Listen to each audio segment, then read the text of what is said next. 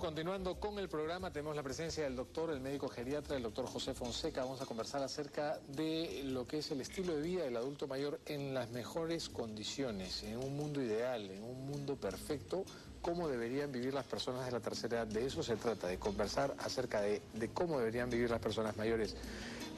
Porque probablemente todavía nosotros en nuestro país tengamos muy relegados a nuestros ancianos y no les demos los cuidados suficientes. Por lo menos los sistemas de la ciudad no están tan diseñados como para ellos, ni para las personas discapacitadas tampoco. Lima creo que no es muy amigable en ese sentido. ¿Cómo estás, Pepe Tocayo? Bienvenido al programa. Mucho gusto, gracias Un gusto por la invitación. para nosotros tenerte acá.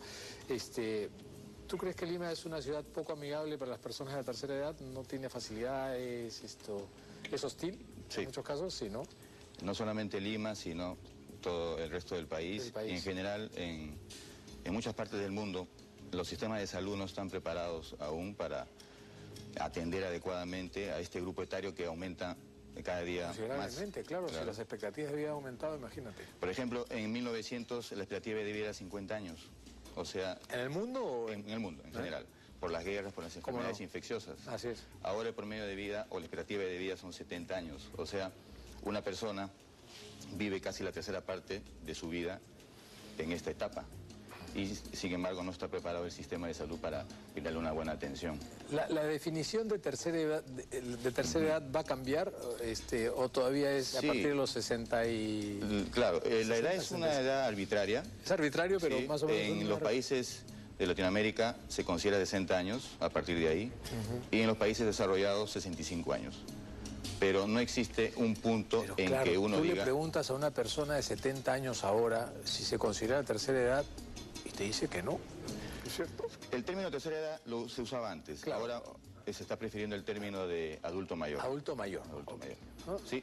Pero sin embargo ves en la cola preferencial de los bancos adultos mayores de 50, 55, 60 que se pasan de vivo. Ahí sí prefieren pasarse a la cola. Ahí apareces.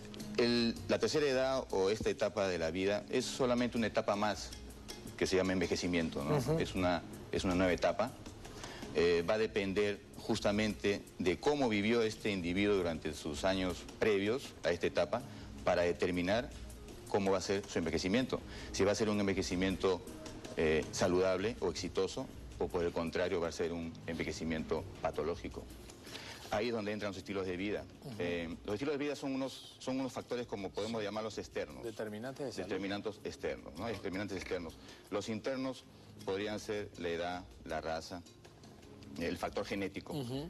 Se dice que una enfermedad se define en un 60% más o menos con el factor genético y un 40% en el medio ambiente. Y dentro del medio ambiente se encuentran los estilos de vida.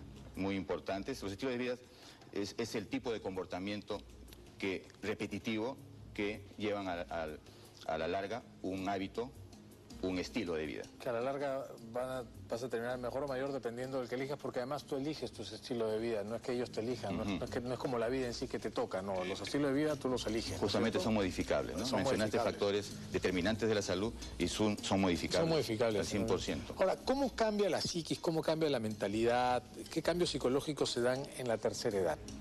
Ya, es muy importante esto, pero no podemos, o sea, claro, tenemos corto tiempo, pero si vamos a hablar del aspecto mental, en geriatría o en el cuidado del adulto mayor manejamos o hacemos un manejo integral. Pero desde el punto de vista mental sí existen cambios psicológicos, cambios mentales, principalmente la memoria, pero la memoria ya va a ser tocado después por mi colega. Pero otro aspecto que se ve con frecuencia son las vivencias de pérdida. Sí. Estas pérdidas que se dan a lo largo de este proceso van a caracterizar a este paciente. Va a depender de cuánta reserva mantiene hasta ese momento desde el punto de vista psicológico, pero también contribuye a lo biológico, lo social. Por ejemplo, el factor económico. La mayoría de estos pacientes ya están en una edad de la jubilación. Ahora, me mencionaste Lima, estamos en el Perú, no todas las personas se jubilan. No. Entonces, los que se jubilan al inicio tienen una etapa de relax, de vacaciones, pero después comienzan los sentimientos de pérdida. Primero ya perdieron un horario laboral. Claro, una ocupación. Una ocupación. Pero, ¿qué pasa con los pacientes, con los adultos mayores que no tienen o no llegaron a esta edad con una jubilación. Comienzan los sentimientos de no saber qué es lo que les depara el futuro. Ellos piensan, a partir de ahora voy a utilizar los ahorros que junté antes de esta edad, porque no tengo una pensión. Voy a ir a vivir con algún hijo, con un hijo. En algún momento voy a ir a una casa de reposo. Cuando esté en la casa de reposo, ¿va a ser temporal o va a ser definitivo? Ya el adulto mayor, cuando entra en esta etapa, ya está pensando eso. Y te hablaba de las pérdidas, la vivencia de pérdidas. Cada pérdida se puede considerar como un duelo. Primero pierden el aspecto laboral. Autonomía, independencia. Sí. Esas relaciones interpersonales tan importantes en esta etapa laboral. Y después ya vienen las pérdidas de familiares. Este adulto mayor comienza a ir a entierros, a velorios, y ya comienza a pensar cuándo le tocará a él. Entonces, principalmente los factores psicológicos, que son varios, pero principalmente son las alteraciones de la memoria, que al inicio son normales por parte del envejecimiento, claro, pero llega un momento en que hay un corte y que ya pasan a otro tema de un proceso demencial. Y las vivencias de pérdida, y el tercer punto son las pérdidas afectivas, o sea, son los cambios afectivos.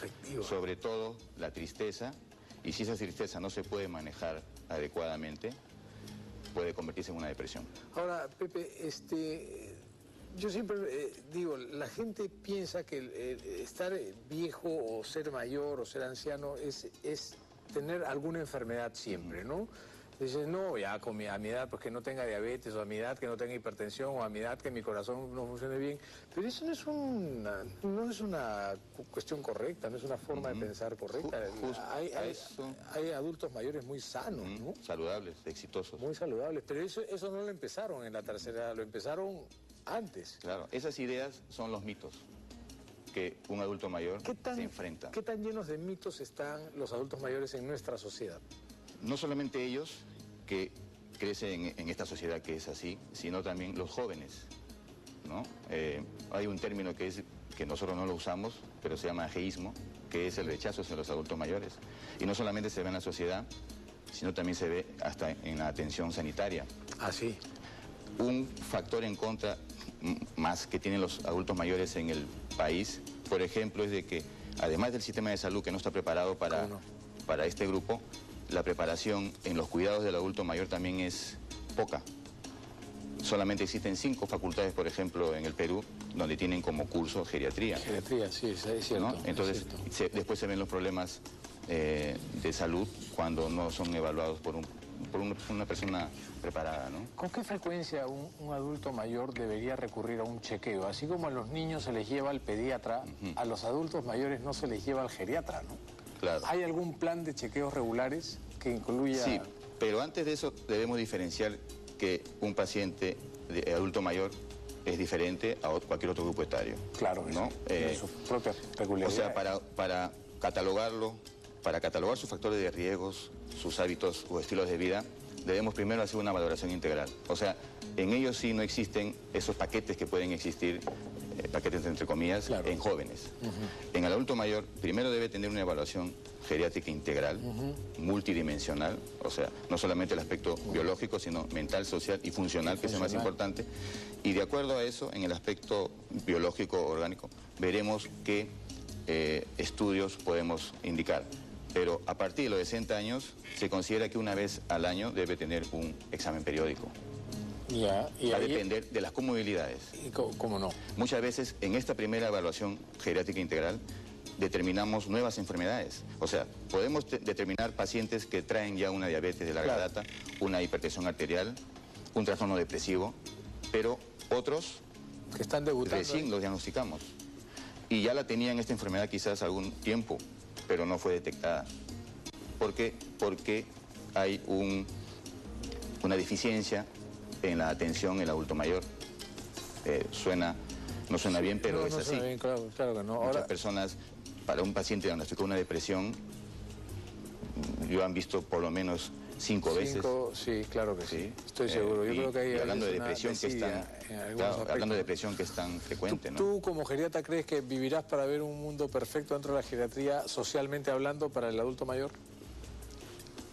No creo. No, va a ser difícil. Está difícil porque justamente dijiste que Lima no está preparada para eso. Sí.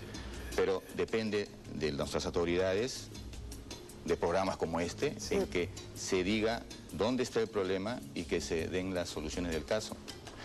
Menos mal que ya casi todos los hospitales tienen un servicio de geriatría. Sí. Los hospitales del MINSA tienen al menos algún consultorio.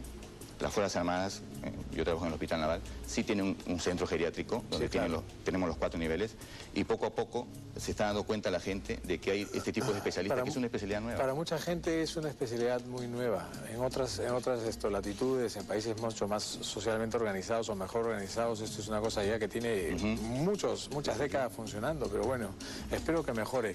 Pepe, muchísimas gracias, ha sido un placer conocerte, tenerte acá, espero que se repita. Tenemos una nota para usted.